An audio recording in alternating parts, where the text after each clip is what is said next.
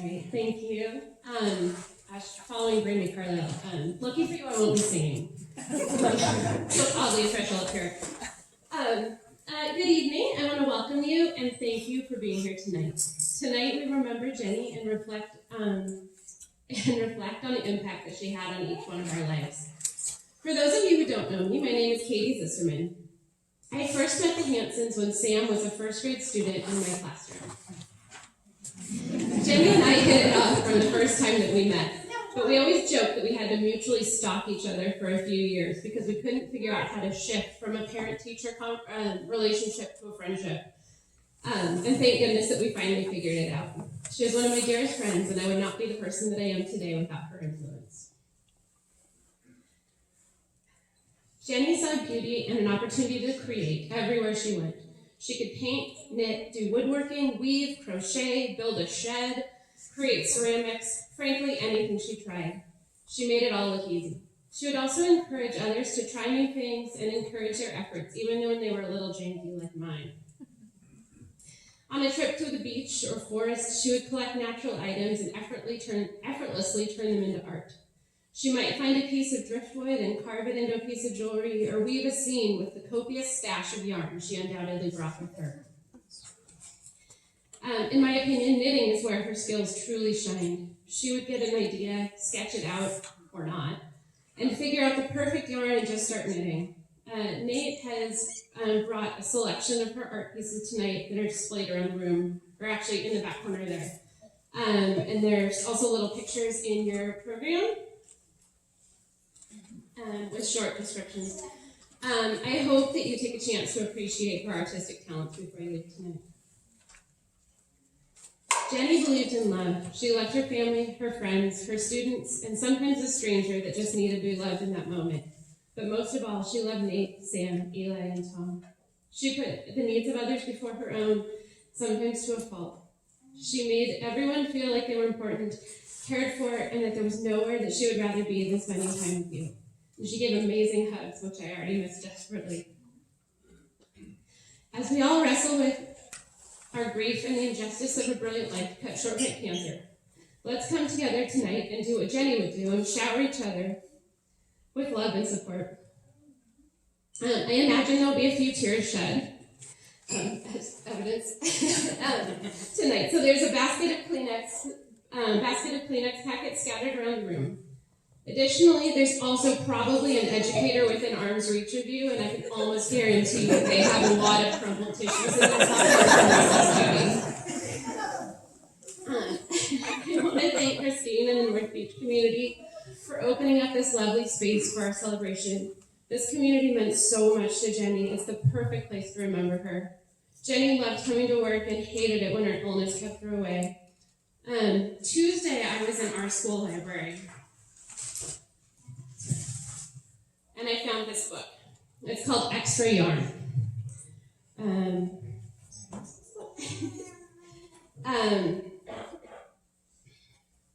By John Klassen.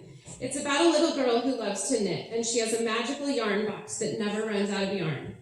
The girl knits cozy things for everyone in her community. It reminds me so much of Jenny that I had our librarian check to see if if it was in the North Beach collection, and I learned that their copy was marked lost. So I got a copy that I'd love to donate to your library in her memory. You will find the schedule for the evening in your program. We started with one of our favorite songs, and next we'll hear a tribute from Nate and watch a photo slideshow. Then there will be an opportunity for people to come up and share a short story. At the conclusion of the tributes, we invite you to mingle, have some snacks, and peruse Jenny's art.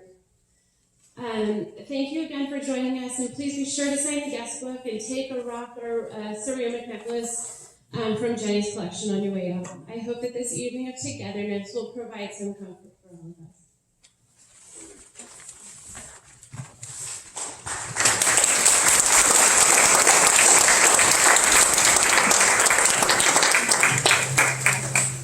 There you go.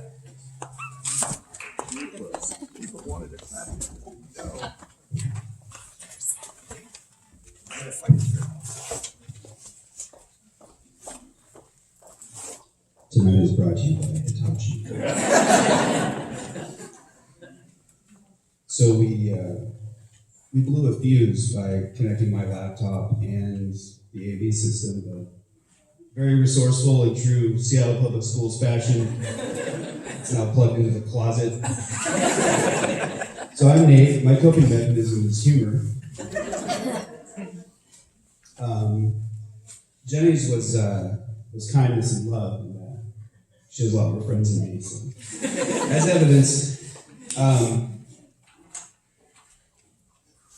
thank you to Katie for helping to put this together and get it organized.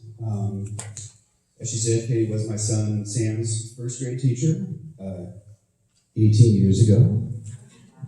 When Katie herself was only 18, she's a child prodigy. Thank you, Principal McLean, for letting us use this space, and for being an awesome advocate for Jenny. I've been around teachers my whole life. My mom was one, and a good principal who supports their staff makes a world of difference. And when they don't, we hear about it a lot.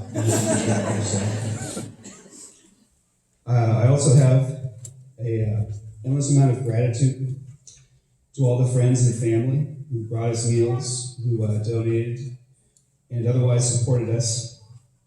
And to my sister-in-law, Jill, who I can't look at right now, who has been a friend and tag team partner in caring for Jenny since Sam was born. She's also the one who put together the Jenny's Army group when she realized that Jenny wouldn't talk about what she was going through, and that I wouldn't ask for help until too late. So, thank you. I like that there's these flags here. That way, if I get too verklempt, I can tell Poland. I can't tell Norway. I sure as hell can't tell Ireland, but sorry, not Polish heritage. Anyway. It's great to see this mingling of Jenny's communities. Jenny was a great connector. It was really one of her big joys to bring people together. She'd get this like little devilish, I'm teaching these people how to knit, and they're going to talk to each other. If Jenny was the glue in your group, or circle, or community of yours, please do her the honor of keeping it together. She used to worry about her legacy and being remembered, but with all the kids she made a difference with, all the people she brought together, showered with love and listened to, Jenny's legacy is tremendous, and it's worth celebrating. So I'm going to talk a bit about her life. And then we have a slideshow that I put together. I'll try not to collect my lozenge. Jenny was known for her kindness and warmth. Some of this was her nature, and some of it was very intentional. It's hard to be a girl. It's harder to be a girl who doesn't fit one of the molds our society has for girls and women. To protect herself, Jenny learned to go on the offensive, disarm people with her warmth, charm, kindness. If you came here today, there is a good chance you spilled your guts to Jenny at some point. And she listened to you and made you feel seen. She was really amazing at that. I don't know how many parties or bars I lose track of her. And then I look in the corner and someone's just like crying. All right, so we got another half hour before we can end. But she also didn't always talk a lot about herself. That was one of the reasons why she would do that. So,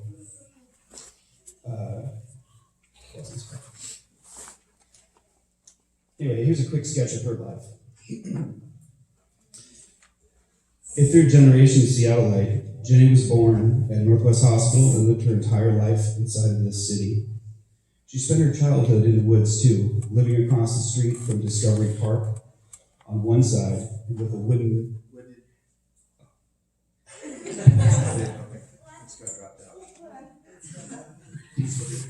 No. No, I can hear. All right. We have another mic. Here we go. So, mic, you take this. Better.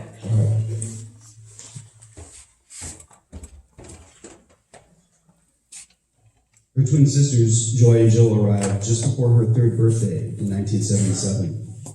Jenny loved being a big sister and mama's helper from the beginning. She always loved working with her hands, whether that was making art, doing crafts, building things, unbuilding things she wasn't supposed to. Her engineer dad appreciated this, and she was his assistant too. School started to become hard for Jenny. That amazing brain of hers wasn't the kind of brain that schools were built to nurture. Her third grade teacher gave Jenny extra attention to help her read without making her feel stupid. This is what good teachers do. Jenny took this to heart. Making things worse at school was that Jenny matured early. The world was not kind to her. But she had her sisters, she had a few good friends, and she had her creativity and the quiet of the woods when she needed it. In high school, she discovered ceramics, shop class, she did drama, like singing. More friends who also didn't fit the mold. She had some bad boyfriends, and when she was a senior, she finally found a good boyfriend. I was a 15-year-old freshman, a friend of Jill and Joy's. Jenny and I hit it off. I think we were both surprised she asked me out, but I was definitely more surprised with the main story. Jenny was super cool, and she was a badass. She was trying to be tough, but she was also kind, fun, and honestly a bit goofy. Luckily, I was the first boy to fully appreciate her, to be nice to her, to see her beauty. I never wanted Jenny to be anything other than herself. I'll forever study and appreciate her like the work of art she was. We had a 33-year romance, a 29-year marriage, and a tremendous love that will live in my heart forever. It was really wonderful. I don't want to brag, but we were an awesome couple.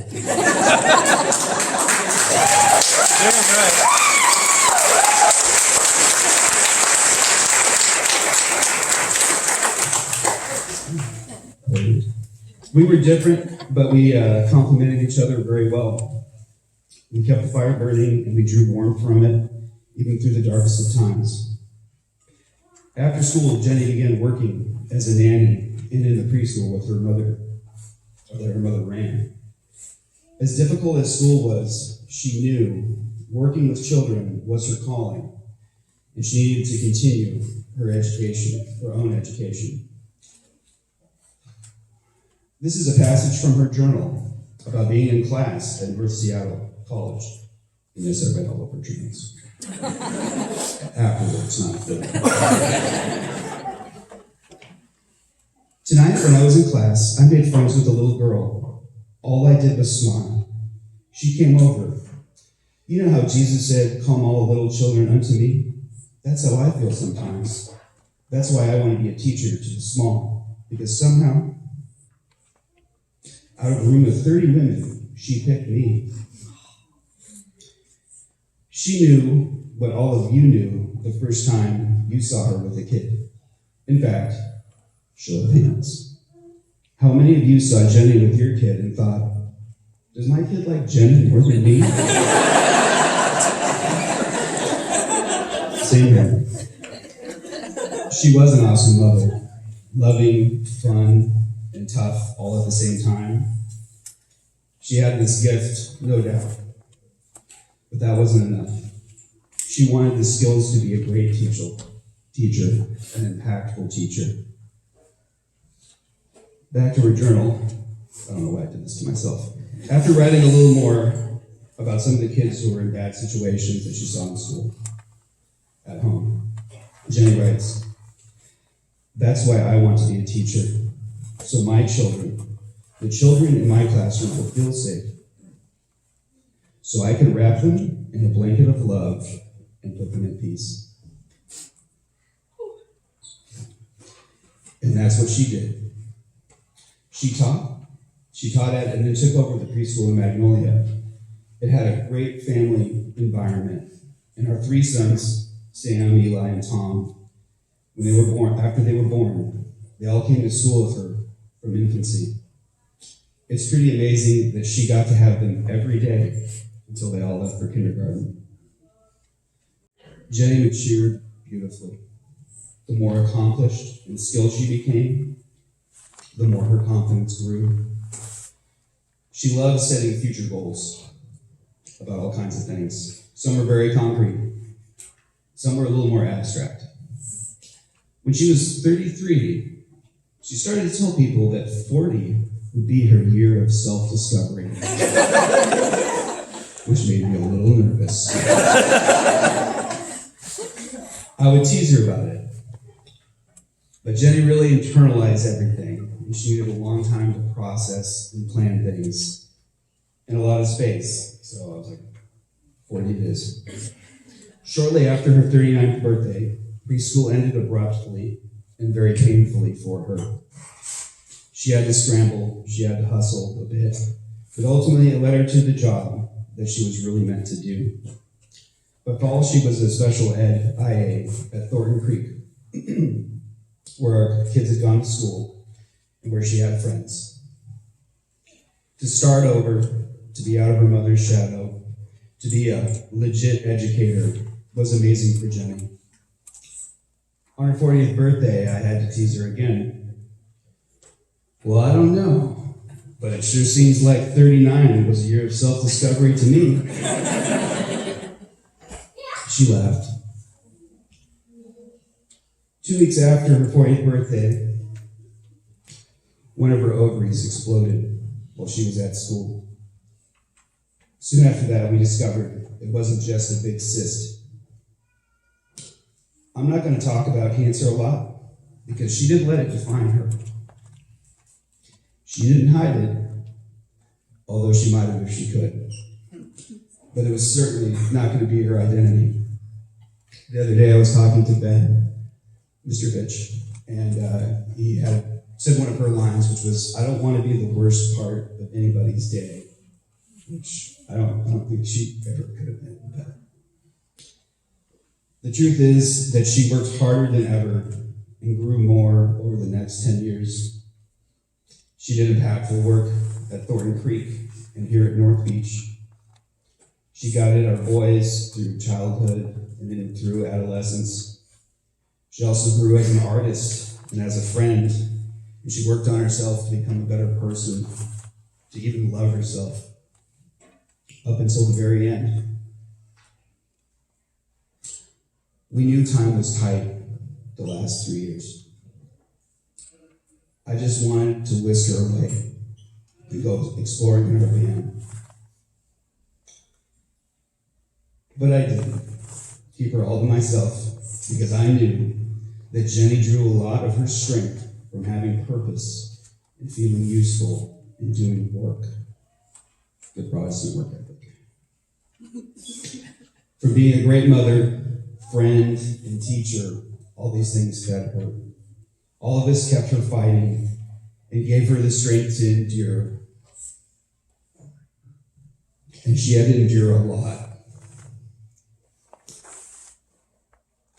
The lesson I think Jenny left us with is that you keep fighting so that you can keep loving, that you can keep growing, keep feeling, because that's what living is. She taught us to recognize our strengths and to use them and to grow them, to persist, to be strong, and yes, to be kind and to be loving. Push that out into the world, even when you don't want to, even when you're tired, because doing that will make the world a better place. And I can say with absolute confidence that Jennifer Lucy Hansen made the world a better place. Okay. Well, I put together a slideshow with some songs that were Jenny loved and were very important to her at different points in her life. So I'm going to play that. I think Katie's going to talk again, and then we'll open it up. Thank you.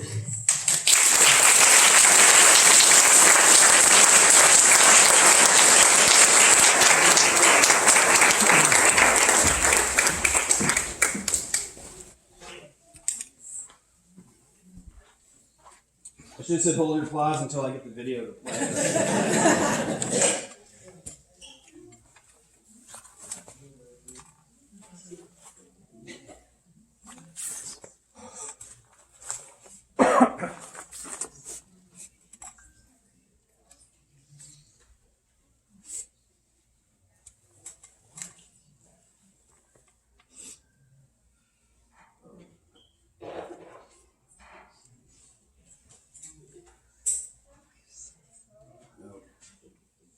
Wrong folder. Careful, Nate. I know.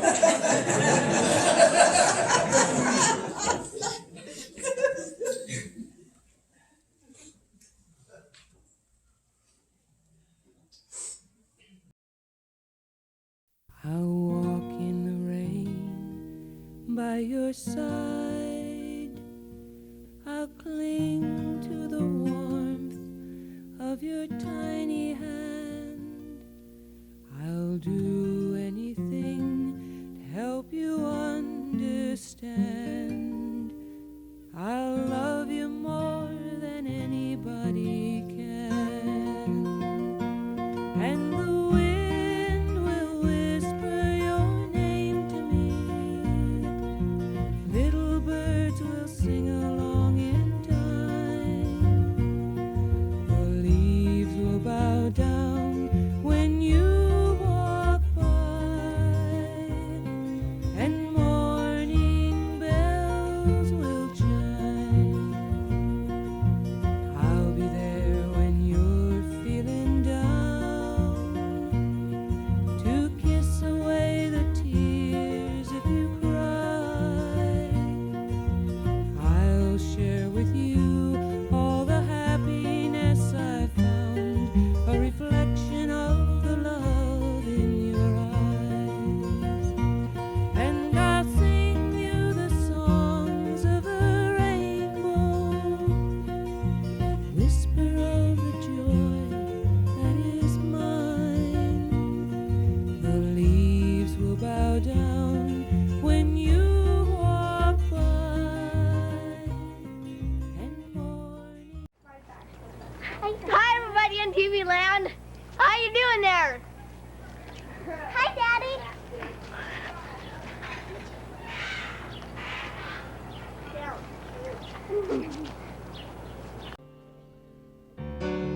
You going through this stage, it's a restless age, and young and insecure, but still there are doubts to fade, moments to be made, and one of them is yours. On the wire, balancing your dreams, hoping ends will meet the means, but you feel alone, uninspired. Oh, does it help you to know that I believe in you? You're an angel waiting for wings. This is Jenny Burrison. Go I ahead. love waving. Okay. Oops, I just clicked the camera. Okay. My interests? I love art. I love working with my hands.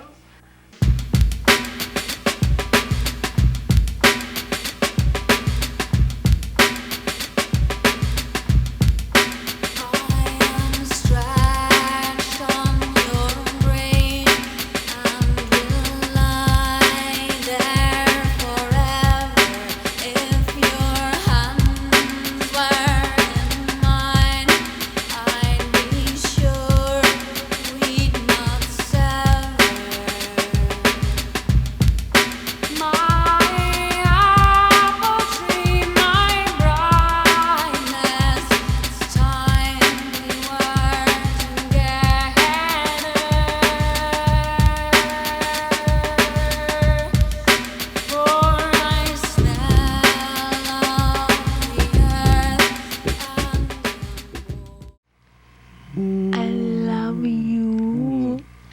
Oh, you fucked it up? Oh, it's going back now.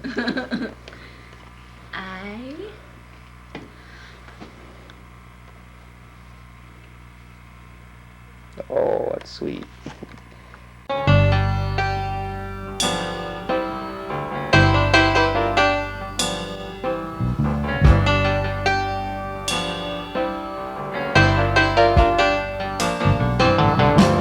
Billy Ray was a preacher's son. When his daddy would visit, he'd come along. When they gather around the parlor talking, that's when Billy would take me walking through the backyard, and we'd go walking, and he'd look into my eyes.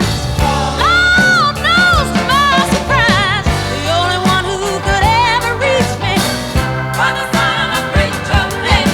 The only boy who could ever teach me was the son of a preacher man. Yes, he was. Yeah, he was. Oh, he was. Yeah. Hallelujah.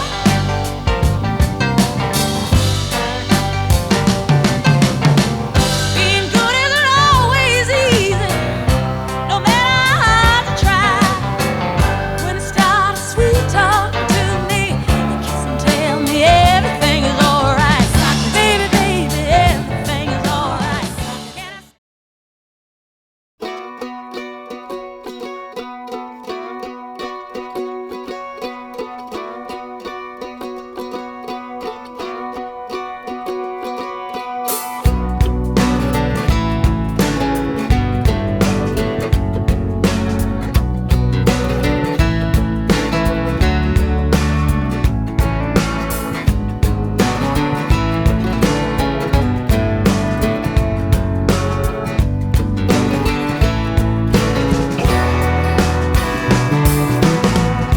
Sonny came home to her favorite room. Sonny sat down in the kitchen. She opened a book and a box of tools. Sonny came home with a mission. She says days go by, I'm hypnotized. I'm walking on a wire. I close my eyes. Yeah. So big. Will you please get the coffee? No.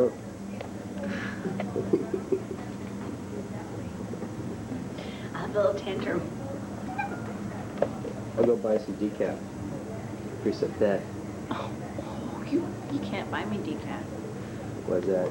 Because I want the real thing, baby.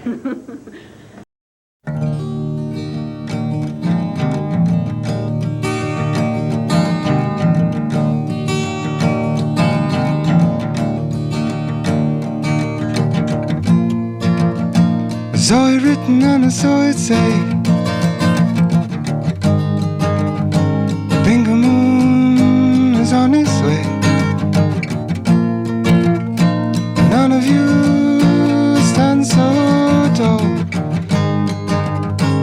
Bingo Moon gonna get you all once a Bingo Moon. There's a Bingo Moon. Bing, bing, bing, bing. Bingo Moon.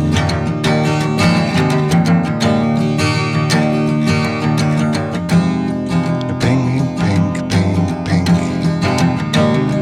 Bingo Moon.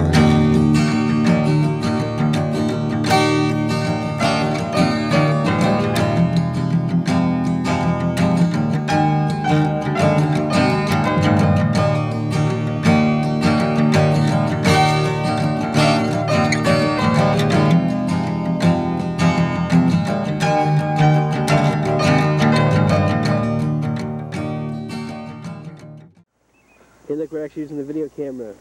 Hey, we're actually using the video camera. Hey, guys. No! I don't think we've seen Eli on the video camera since he was popping out of you. Yeah. All right, let's go.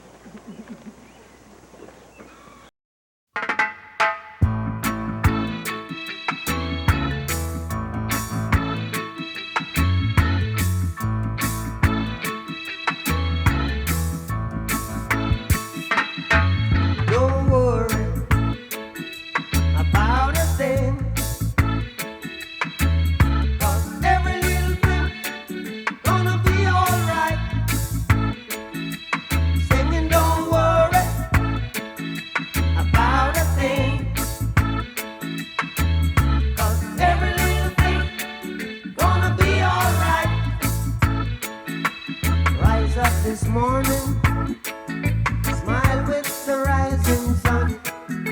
Three little birds pitch by my doorstep, singing sweet songs of melodies pure and true, saying, "This is my message to you." Singing, "Don't worry."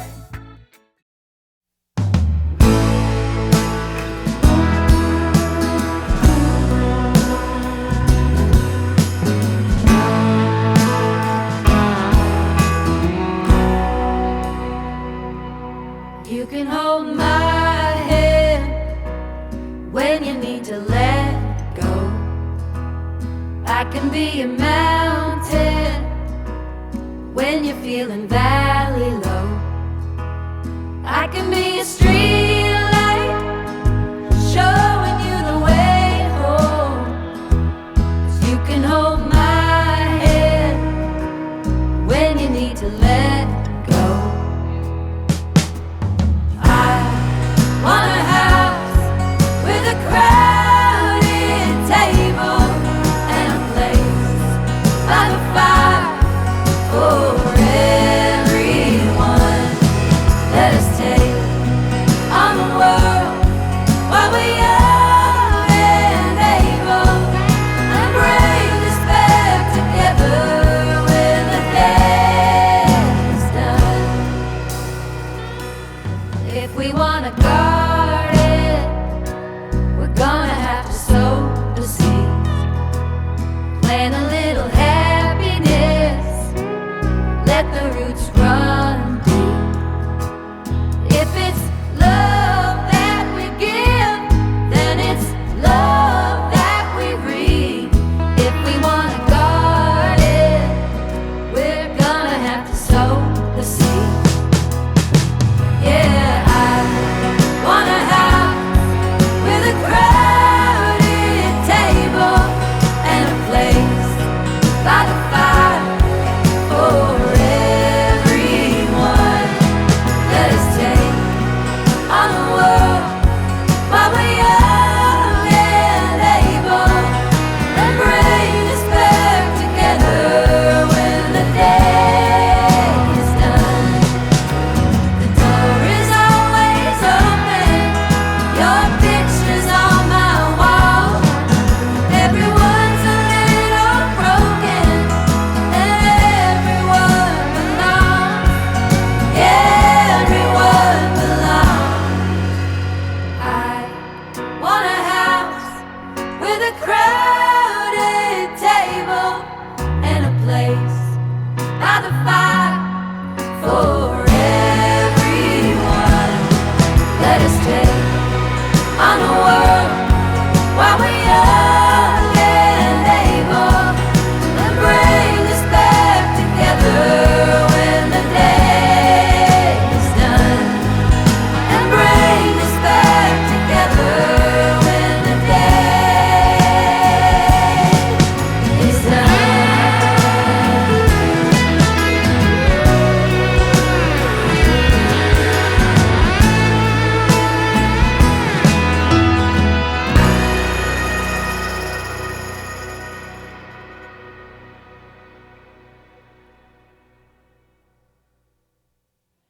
Hi, friends.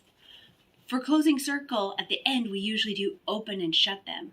We're going to start singing a new song. Are you ready to learn it? The sun goes up, the sun goes down. The world keeps turning round and round. I love you and you love me, and that's how simple life can be. See you in a little bit.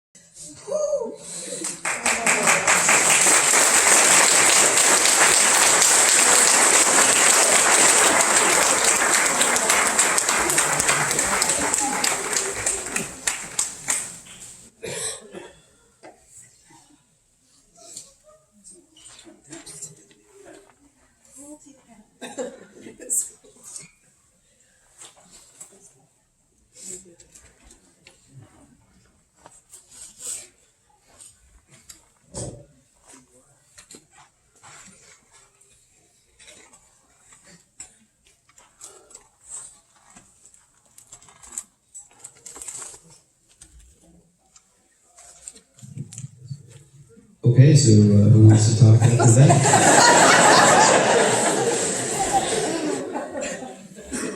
I apologize for the circle time video, but it was too perfect. I had a different one, and I came across that, and I saw it uncontrollably for, I don't know, a long time, and then I sold it to this one. So anyway, we're opening it up here to anybody who wants to come up and tell a story or say some things about Jenny. Yeah.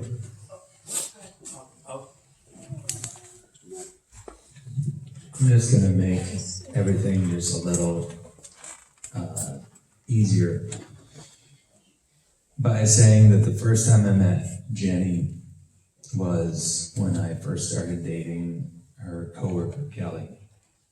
And I met her for the first time, and we all had dinner with a bunch of teachers from the school. But by the end of the night, she said, "All right, I'm gonna hug you and feel your aura, and then I'm gonna decide if you're the right person." That's never happened to me, ever. So we hugged, and it was a good bear hug. I'm like, what's gonna happen? Nothing happened. She just stood back and went, "Yeah, I'm not sure yet."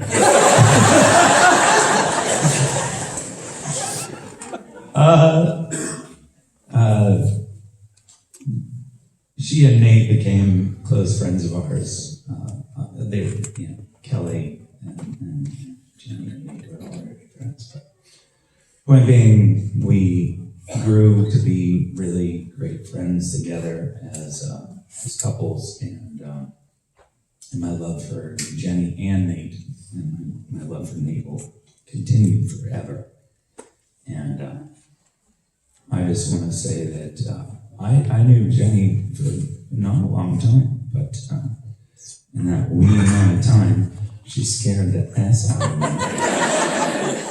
Then loved me, and then left me with somebody that will be forever my friend.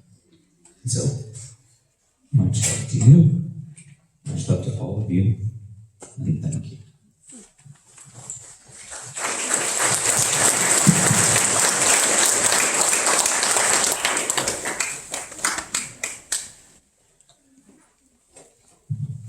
So I've got like 47 years worth of stories I could share with you, but the one I'm going to share is not many people know that she and I used to play World of Warcraft together.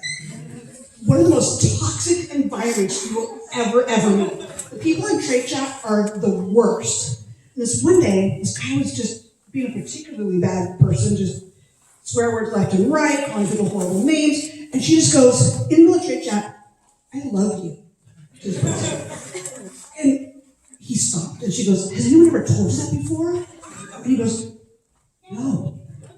She goes, "I love you." And the entire atmosphere on trade chat for the next few hours completely changed. There was not one negative thing spoken for several hours. And I think for me, when I think about Yaya, just call her, that's who she was. Like, she could change an entire community for the better with 3 words.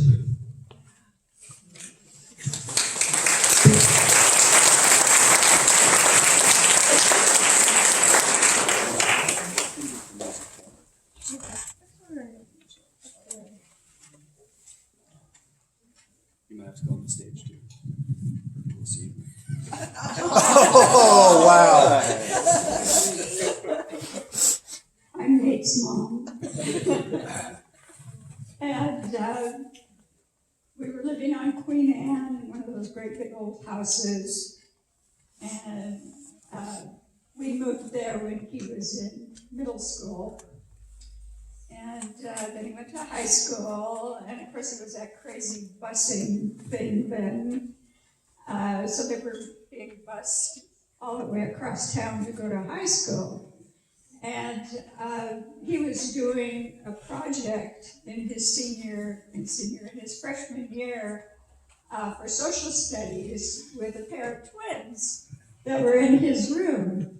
Well, they lived in Magnolia, and he lived on Queen Anne, so their big sister drove them over. And that's how it started.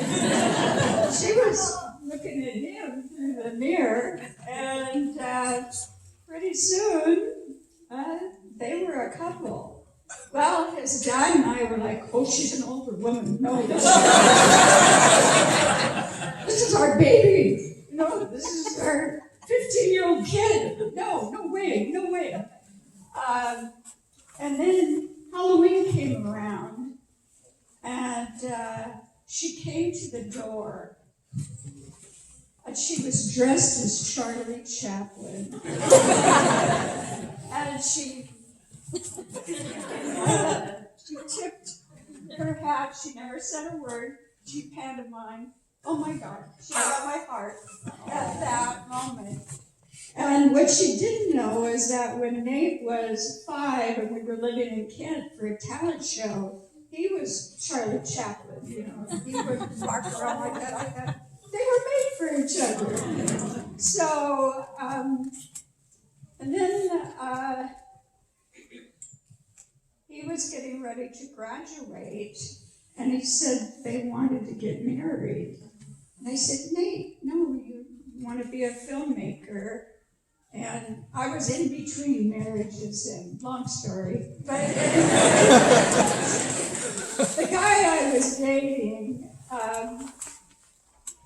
his stepson was a big Seattle rock star.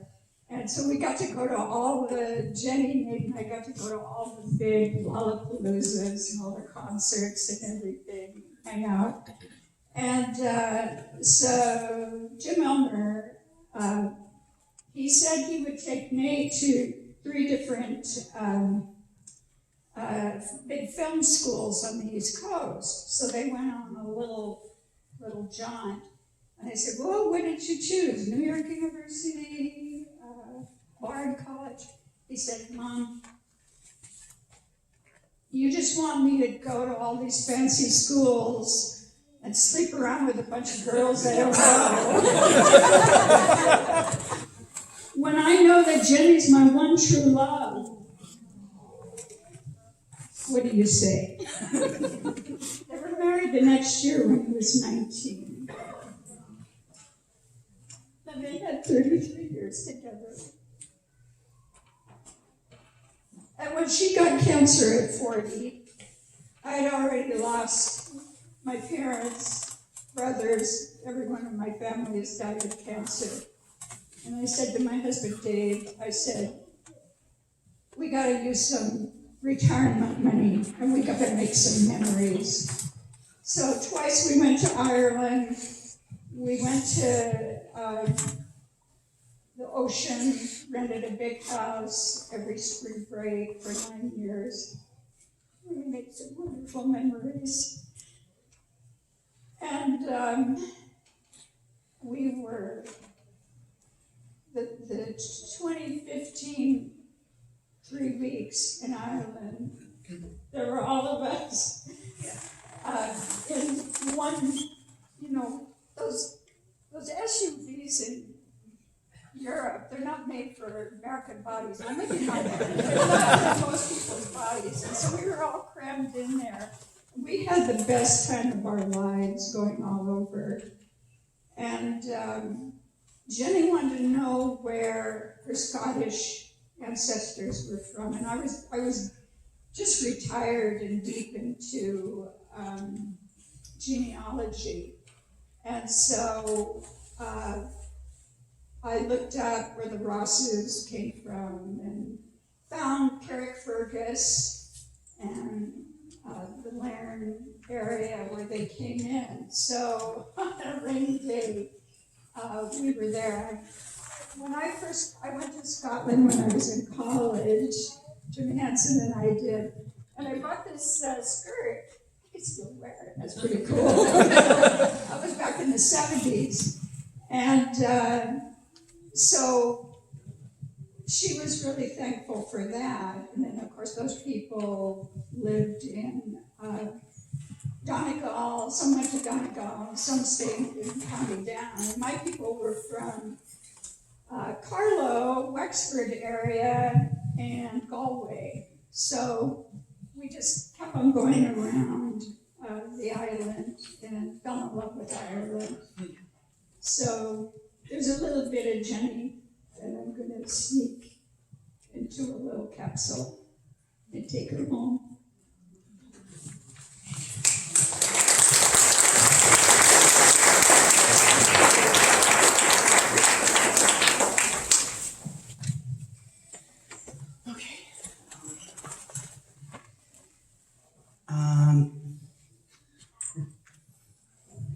Now, before I zoom further, I just want to say that I'm a bit nervous and just want to say that I have many stories that my mom and I had ever since I was born. But if you're, I mean, I don't know if I have the time to say all the stories, but I do have only a few that I've shared. First one is all the way back when we first moved to the Graves house back in 2004, not long after when my brother Eli was born, and when we first got into the house we looked in the kitchen fridge and we found that somebody left some grapes in the freezer. Like I don't know who left them there other than the previous owners. So that's when I decided to call it the Grapes house because well, I decided to call it the Grapes. Second story.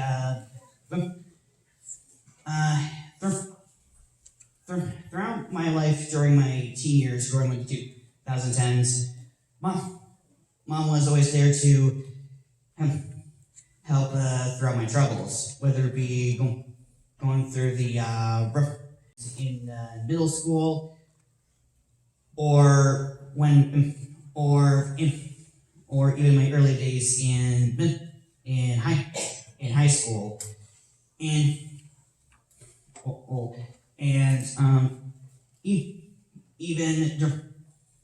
even during my job, which I got when I was hired there in 2021, and he used to say my part-time job, which was working part-time as a utility clerk for Meyer, was it was a job that over the course of 3.5 years was progressively worse, and there were moments when I had mental breakdowns due to the working environment or the location.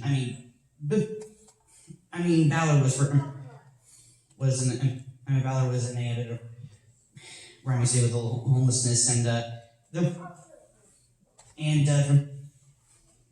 when after my breakdowns, Mom would always be there to comfort me, and that's when she suggested doing all those VRBO vacations where every month Mom and I would take a 3-day trip, and I would look on a cabin on the website VRBO, and we would trim. And once we were there, we would go to a remote cabin in the woods or on the beach, and while there we would do the usual things like Mom would knit or crochet. I on the other hand would do drawing or writing stories. It helped me throughout my time at my part-time job. And to this day, and if it weren't for her and these VRBO jobs, it would have encouraged me to do what Mom and Dad like to do and travel the world. and finally, the third story is when I did the accomplishment in my life, and that was publishing my first book, Day Day. Originally, when I started Day Day, it was started shortly after when we went on our second Ireland trip in 2018, and that's when one of my teachers encouraged me to do an original story. And at first, it was just a high school project that I did throughout my literacy high school. And it wasn't until when Mom saw the pages that she suggested the idea of publishing it physically. And at first, I didn't know. I mean, I was planning to publish this on DeviantArt, but after giving some thought, and I say, like, okay, I'll give him a try. And then 2 years later, during the pandemic, on January 21st, 2021, my first book, titled Day Book 1, was released. And after releasing the first book, I decided to continue my story. I know some of you remember back in 2021 when I hand out physical copies of Day Book 1 as well as the second book, Day Book, The Waters of Sandy Cove in 2023. And I say that out of all the life's accomplishments, I'd say it's publishing my book series, and it's a series that I'm continuing to developing and publishing this day, which I'm already planning to be a long series, possibly last for like 9 books or three if I'm planning to make it 3 in 1. So yeah, I like to say that when I asked she said that there's one thing Mom's happy about for me is publishing my first book, and that's probably what I'm trying to say is I'd say that if it weren't for Mom, I wouldn't be the boy who I was today, or I would have continued on my passion as an artist, an author, an illustrator, an beginning animator, and in all sorts of talents. I mean, as a boy who grew up in the year 2000, I'm grateful for that. And as Mom, I would like to say that to close this off, if it weren't for Mom, kindness and having any fun would have been the number one rule in my life. Thank you.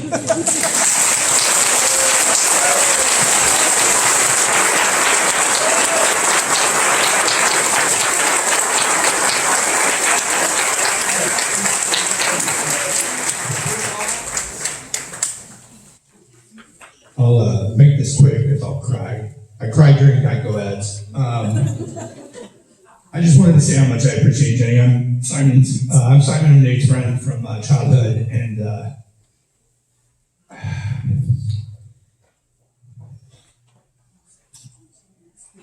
I lost my mom in April to cancer, and it was pretty tough. And it was pretty scary knowing this day would come for Jenny. And she was so brave and inspiring, and I just love her, and I guess I just wanted to say how much I appreciate her, and she was always, really supportive of me, and I'm a very cynical person, and she accepted that in me, and I think it was because she thought it was funny. And so she would let me get away with a lot, and she put up with me at Husky football games when I would get into it with other USC fans sitting in the student section or whatnot. And I just really appreciate that her patience was that thick and good for me. And I also just wanted to end it by saying I really appreciate her taking care of Nate and the boys, and I think it's pretty cool that she was pursuing Nate even when he was Charlie Chaplin, because she's been watching that long, I guess. But she is missed, and we love her. And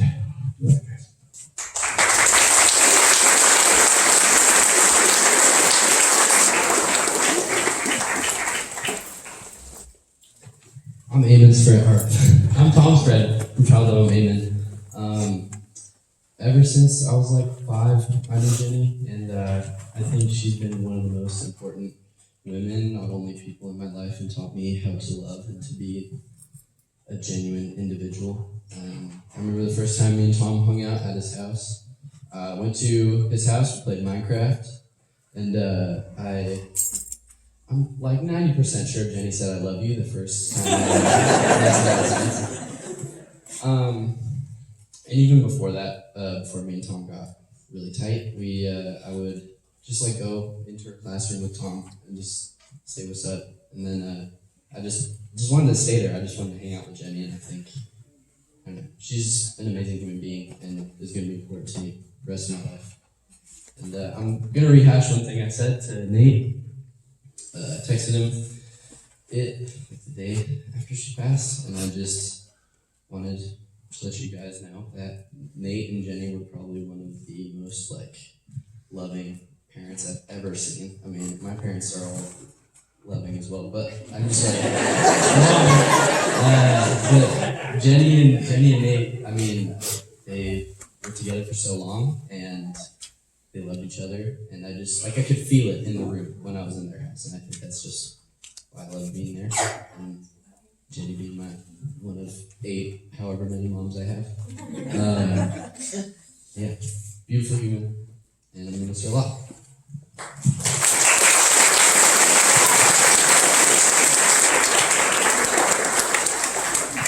Thanks, Nate. My name is Tom Pouliot, and I met Jenny in 2017 when she was on the interview team for a position at Jordan Creek. And I walked in, a 50-year-old man applying for a position in the preschool. And Jenny was Jenny. She didn't say, "I love you" that first time. You know, that isn't quite appropriate, but it was there. It was there. She was real. Not that others weren't real, but this is a different real. You know, Jenny had on like a tie-dye shirt, and she was all cool and hip, and it put me at ease that you could be a teacher and be real in that way. You know, that was my first experience in the school system, and so Jenny was there, and I learned a lot from Jenny. Though she didn't have a college degree, and I think she kind of regretted that at times. She was kind of, you know, I don't have a degree, I'm not as smart as anyone, but Jenny knew more than just about anyone else about those kids, because it was all from the heart, all from the heart. So Jenny taught me a lot about being with the kids, and Jenny would be the first one in for her classroom. We were in different classrooms, right next to each other, and I would be the first one into my classroom. And we'd talk a lot about life and about her boys, who you have no doubt that she loved you. You gotta have no doubt. We talk about Nate, and again, no doubt that love was there. There's just no doubt. And we talk about the kids and how to help them be the best that they could be. We talked about their strengths a lot, because Jenny saw strengths in all of them. My wife died in 2019, and Jenny was there at the house a lot, bringing cards for the kids, keeping my spirits up, bringing joy. I remember one time she brought cards for the kids, And she said, "You better open this outside because I have a feeling there's a lot of glitter in these." And there was still a lot of glitter out on the patio. That's where we opened them. And then that year, Katie put together a team from Thornton Creek to ride in Obliteride, the fundraiser for cancer research. And I think there were about 10 of us or so that were going to ride. All of us signed up for 50 miles except for Jenny. Jenny decided she was going to do 25 miles because 50 miles is just too much. And I remember one night we went on a training ride from Lake Forest Park out to around Woodinville, out around there, and we just had a blast. We had a really good time. We talked while we were riding. It was a social time. Jenny says hi to everyone that she goes by. "Hi, how you doing?" And we got done, and Jenny said, "Is that what a Obliterade's going to be like?" And I said, "Yes, it'll be 50 miles of social time of having fun." She said, "I'm going to switch to 50 miles. And that night she switched to 50 miles. I remember helping her get her fundraising page set up, and I watched right after she got it up. I said, "Jenny, you're getting all kinds of pledges, all kinds of pledges." And she just burst into tears, and she said, "I don't deserve this." I said, "Jenny, you deserve that and more." So we wrote Obliteride together. I said, "You will never be alone on Obliteride." And we made sure she wasn't. We finished, crossed the finish line together, and it was such a joy and an accomplishment in her heart. Anything Jenny put her mind to, she could do. One more thing I was thinking about, when they were studying animals, jungle animals, in the other classroom, and over a period of a week or so, Jenny and Carlene turned it into a jungle that was just incredible. There was an open house. There was an open house, and everyone from the school was coming and saying, "I had to see the jungle. I had to see the jungle you set up." It was incredible. I want to say to you, Nate, I don't know how you did it tonight. I don't know how you can keep it up. The video was beautiful. Your talk was beautiful. And I appreciate it. And Sam, you did. Where'd he go? Sam, you did wonderful. I hope someone tells him that, yeah, it's nervous standing in front of this many people, all our friends who know all kinds of things about it. But Sam, you did a great job.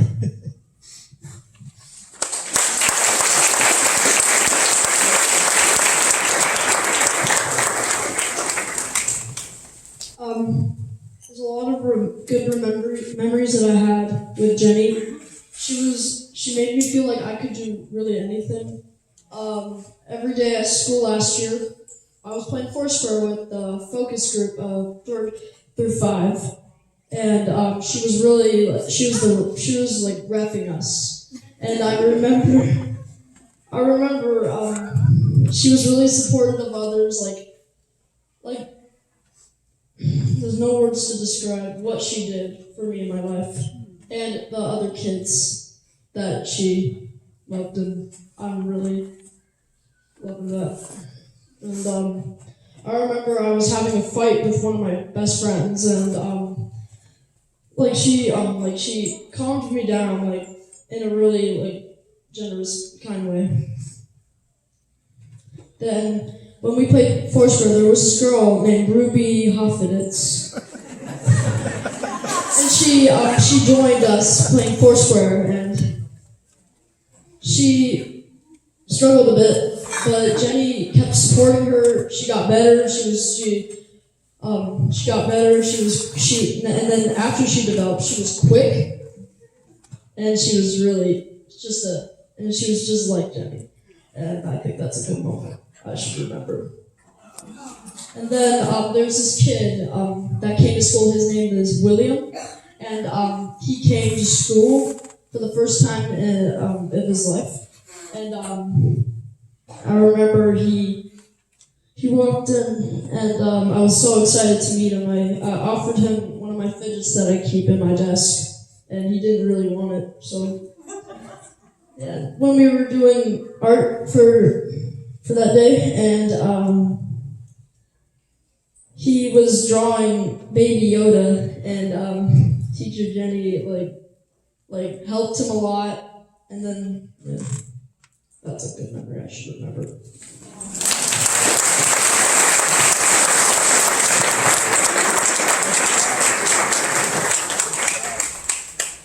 I'm Nate's dad, James Hansen, and as a parent, as Karen noted earlier, you want your son or daughter to have some time to live life, and where that may be going to school locally or elsewhere and grow, and then find someone eventually and get on with life. And with, as Karen noted, great hesitation, Jenny came into Nate's life, and pretty soon it was evident that, wow, there are a number, as folks used to say, and wow, this, he may derail some other thoughts about going elsewhere or pursuing other things because this girl is so special. And it took a while for me to warm up to Jenny because I kept thinking this is just too early, it's premature, and I was, of course, so wrong. And, it was a wonderful feeling to watch their love mature and, really in my life to experience seeing true love. It's talked about that these two were together so long and were so good for each other. And it was so inspiring to me as dad to see this. Two other quick things that inspire me. Nathan, I don't know how you did this. You put it together with a lot of help, but you stood up here and did what you did. Your gift for writing is so evident. I'll cherish this moment as long as I live, so thank you. And also just to the Seattle community, we live in the Los Angeles area, and I feel so distant trying to get up here frequently, but my roots are in Washington. And I'll tell you tonight, looking out here and seeing all of you showing up for Jenny and for Nate and family is so incredibly inspiring. And I just want to thank you for really coming out and supporting someone who is so special, but at the same time, you're supporting each other. And God knows the world needs that. And where we live in Los Angeles area right now, I think I'm more touched than ever that you all care. And it means so much today in our lives. And I thank all of you from the bottom of my heart for just being what you're doing here. Keep it going. Thank you.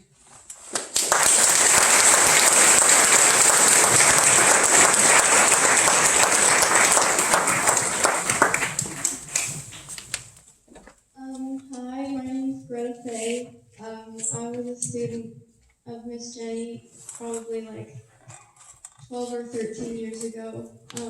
I went to school with Tom, and I just have like this really, watching the slideshow and seeing her face just brought back so many memories for me, particularly of me being kind of a brat in preschool. I just remember like one particular story I think about so often was there was this little boy who was younger than me, and I was so rude to him. He was sitting in a playhouse, and I wanted to be in that playhouse, and I like straight up picked him up and moved him out. It was so rude, and I still feel bad about it. And I remember Miss Jenny from across the room being like, whoever moved him out of the playhouse, I just want you to know that was a really mean thing to do, and I'm not gonna call you out. I think I know who you are. I was so stressed out, but so thankful she didn't call me out, and I felt guilty, and I still feel guilty about it. I think she would forgive me by now. there's so many stories, like even me going over to her house after school on a really hot day, me and our small friend group of like Julia and Michael and Tom and me, we were having like a sprinkler party in front of her house, and I didn't have a swimsuit because it was unplanned, and I was drenched after this and feeling really embarrassed about it, and she gave me a pair of Tom's shorts, and everybody was making fun of me for it because they didn't fit and they were boy shorts, and she just made me feel a lot better about it. She was telling me I looked really cute. She was just a beautiful person, and I still remember these moments where she changed me, and I just can't believe she's gone. Like, I really can't believe it because she's just so special. But I think about her a lot, especially when I feel guilty about something. And yeah, I love you all, and I'm enjoying this.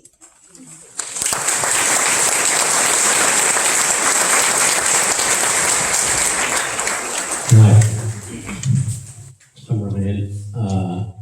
I'm Eamon's dad. We collectively raised some rad kids together. I feel like the way Tom was over at our houses all the time, and like they was at our house all the time. I first met Jenny when Eamon was going to Thornton Creek, and Megan and I were very young, and probably maybe the youngest parents at the school, and like felt a little judged. No shade if any of Thornton Creek folks are in the house. Like just like we were coming from a different neighborhood, and like we were very young, and you know, she was so welcoming. She was one person at that school that like we would show up at the pickup time, feeling like. And she was like, how you doing? Let's talk about fantasy books, you know, or whatever. And you know, of course, we got to know each other really well over the years, and you know, me and Jenny are friends and family, and I had a like real rough half a decade there in like my early 30s, you know, and our whole family did, you know, and like. And the Hansens were there for us, and you know, even going through anything with them, they were there for us, and they were there for Amy all the time. And she was there for me as I was trying to find a new path, and like she was the one person that convinced me to work in special education, and she knew that I could do it. She like, you know, I was telling Denise earlier, like that's her belief in me meant the world, and I know that's like 100% of this room. Like it's just you can feel it, and it gave me confidence in it, and it helped me find where I'm supposed to be now. So thank you, Jenny, and thank you, Nick, and thank you.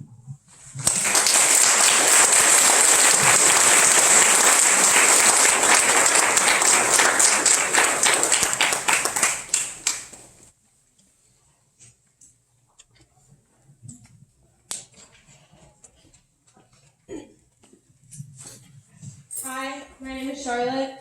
I'm friends with Tom and Walter and Eamon,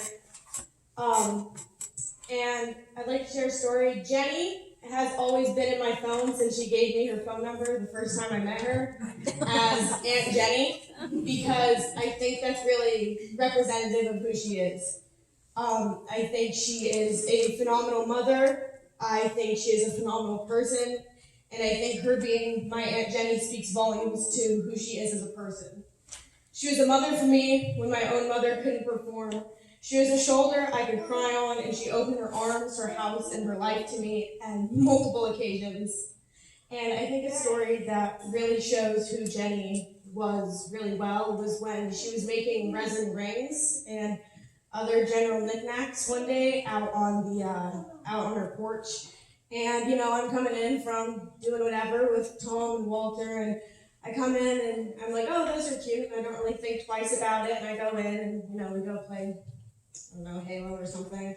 And then the next time I came over, Jenny had made me a little resin cat ring in my favorite color. And it was something that I thought so, like, random, like I'd never really, like, thought twice about it. I was like, oh, those are cool. But Jenny didn't just see that. She took the time out of her day. She thought of it. She made me that resin ring. I still have it. I keep it on my mantle. It's really special. And I think Jenny was a really important person for all of us. And I love her. And she will always be like Aunt Jenny. So, yeah.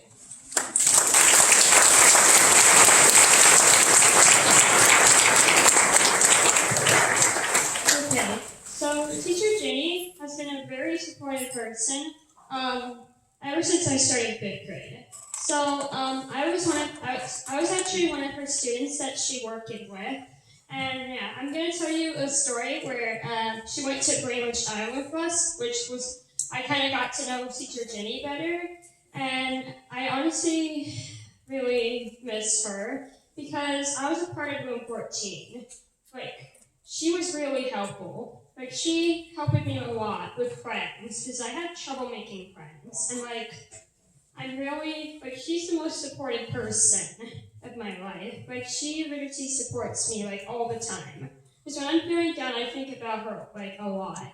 And the last time I ever see her was one trip to Room 14, way after my birthday. And I actually have a picture of her, but yeah. Yeah, she even helped me make a sort of an anime club, which was really helpful. She had a club book where we get to take notes, and she had really cute guinea pigs that she had in her class, and yeah, and I kind of hanging out with them and stuff. And I honestly thank Teacher Jenny for being the best person ever. She's really awesome. I look up to her all the time. Even when she's gone, I will still love her. Yeah.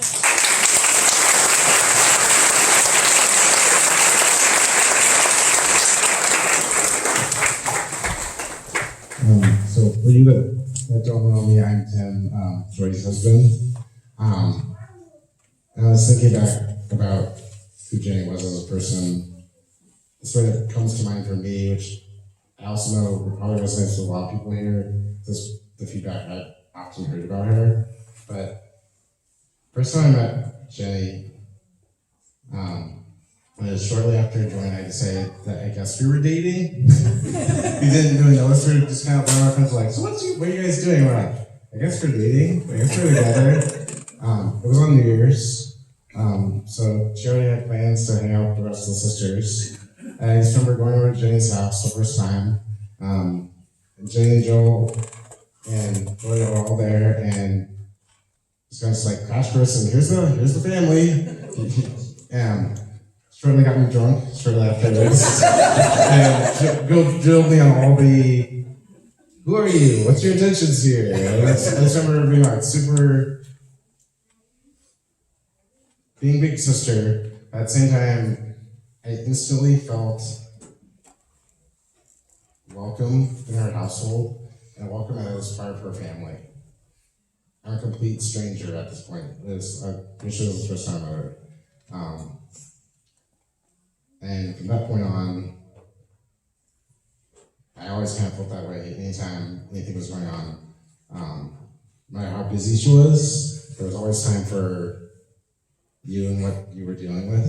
She always made that time for you. I mean, I think I was biased because I'm obviously closer to the family, but like I was saying earlier, I think that's something a lot of us in this room shared, and that's why so many people are here. Because she always had time for you, always had time to hear your life story, always had time for making you feel important to her. And I miss that, honestly, because I don't know who someone gets to now.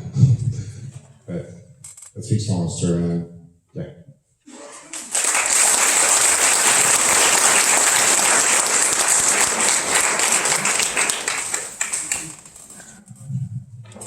My name's Kirsten.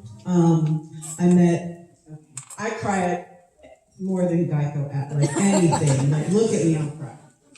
but I'm gonna do this. Look at because I love Poland. Jenny. Oh yeah, Poland. I met Jenny through my sister, who, it's a long story, but Jen, let's not get into details. Through my sister, and we bonded over my sister's 40th birthday trip to Iceland. So I had the pleasure of going to Iceland with Jenny for a week.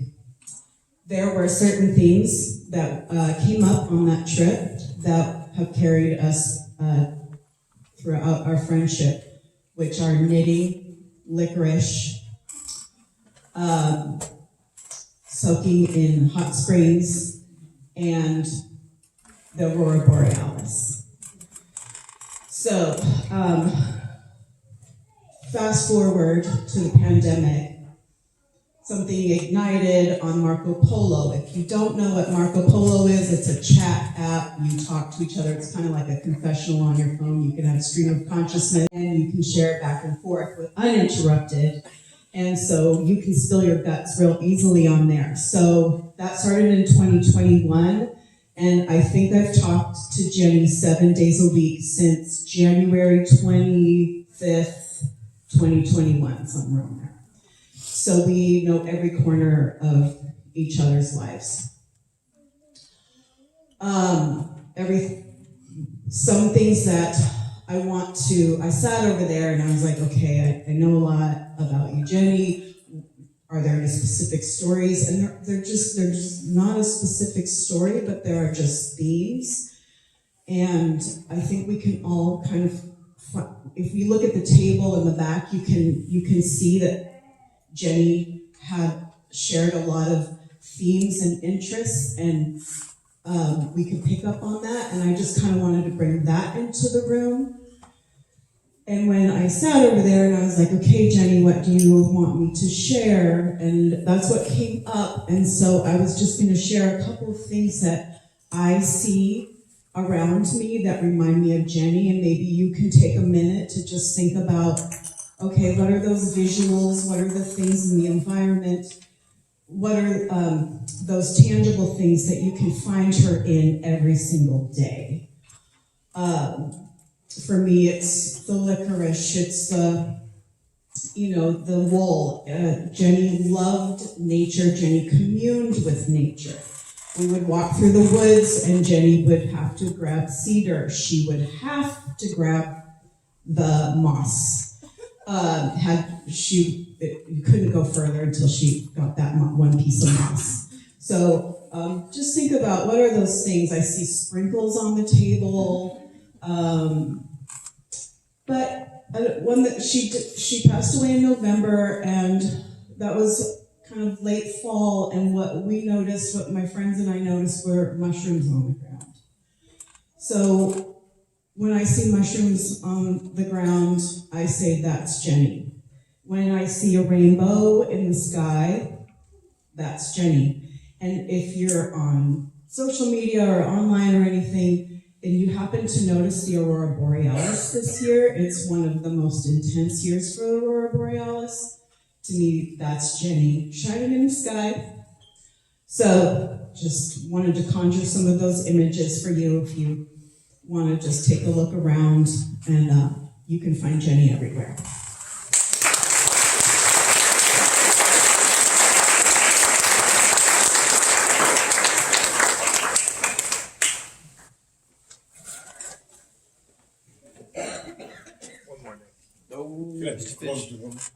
Of course. So here I stand in my Jenny garb. I got my Jenny hat, my little. I'll put it back. Make sure everybody can see the fanny pack. Yeah, the fanny pack. This is Jenny's fanny pack. At the end of our day, I'll tell you about this. At the end of our day, I'm the cert in the classroom that Jenny has most recently worked in.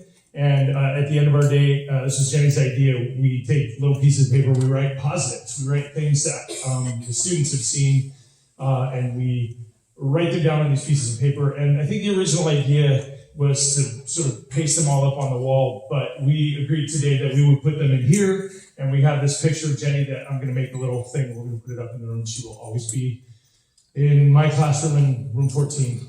I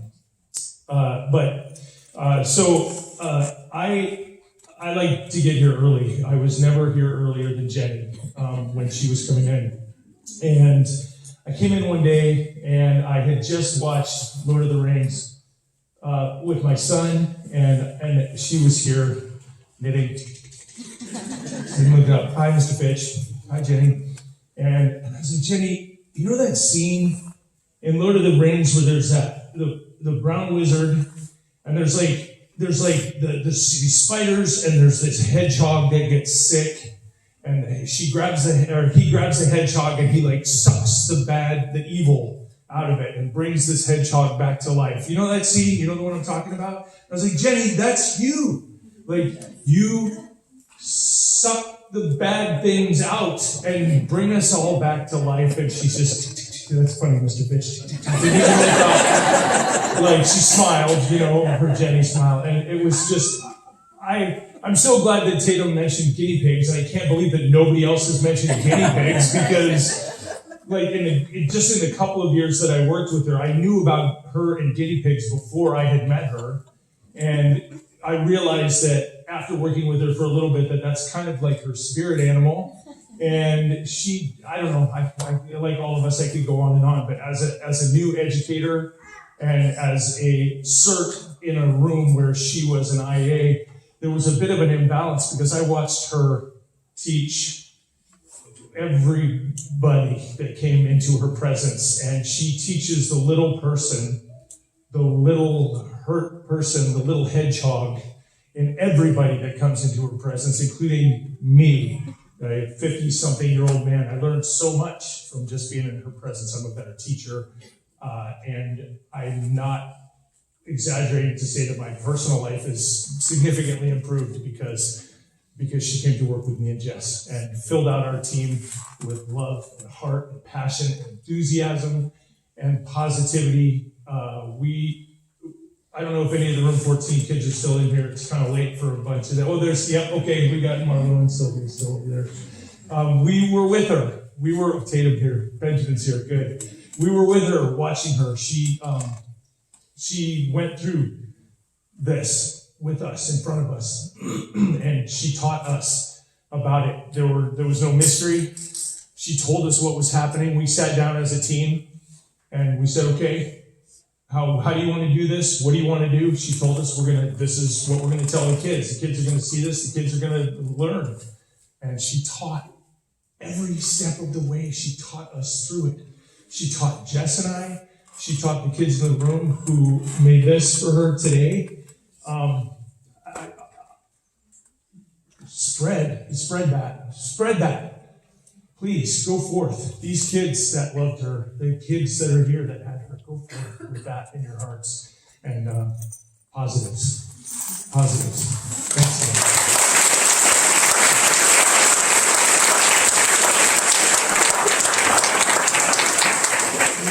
All right, I guess that's it. I will say the question of her becoming a certified teacher, that was something that did come up a lot, and she was like, oh. I was like, baby, do you want to play with kids or do you want to do paperwork? I was like, it's okay. And she was very dyslexic, and she could have done the work, because when she put her mind to it, she would do it. But I was like, this is not where you belong. You belong with the children. Let Ben, let Carly, let all the other teachers do the paperwork. So, and I think she was okay with it, but it was tough. But she definitely had that gift. And so I guess that's it. I guess we can socialize. I don't know when we're getting kicked out, but if nobody else has anything to add, then I guess we'll just talk amongst ourselves. And like I said, keep those communities going. That's something that she really loved, connecting people, and a lot of people here that she connected. So thanks for all coming out.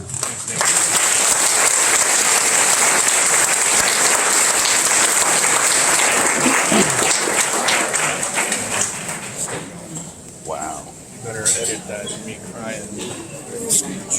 Yeah.